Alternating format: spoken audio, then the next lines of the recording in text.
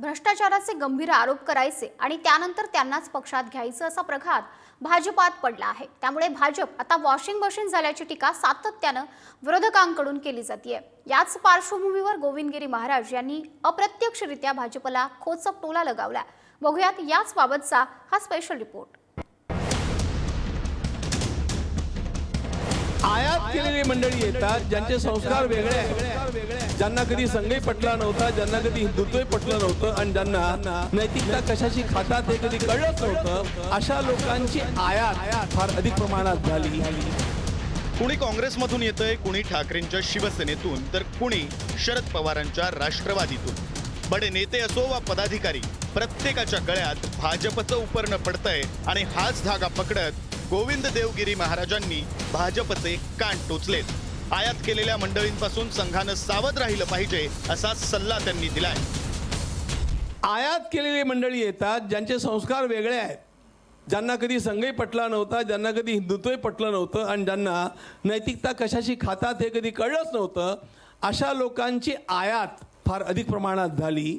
तर गंगा तर शुद्धच आहे, पण गंगेतल्या नाल्यांनी गंगा प्रदूषित केली, त्याप्रमाणे प्रदूषित होण्याची शक्यता, संघ परिवार तरी प्रदूषित होण्याची शक्यता मला वाटते आणि त्यामुळे याही ठिकाणी सावध राहण्याची फार आवश्यकता आहे। संघामध्ये कधी आयात निर्यात कधी होत नाही, त्यामुळे हा जो आहे कदाचित त्यांनी कुठल्या अनुषंगाने हे वक्तव्य दिलेलं आहे हे मला माहीत नाही, पण संघामध्ये कोणी आयात निर्यात होत नसतं। संघ अनेकांना संघ काय आहे हे समजण्याकरता संघ म्हणतो की तुम्ही संघात या, म्हणजे तुम्हाला कळेल।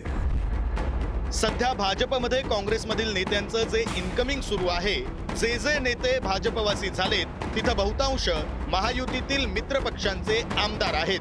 त्यामुळे भाजपनं काँग्रेसचे बडे नेते गळाला लावत 2029 साठी आतापासूनच तयारी केल्याचं दिसून येतंय। यावरूनही गोविंद देवगिरी महाराजांनी भाजपसह RSSला टोला लगावलाय।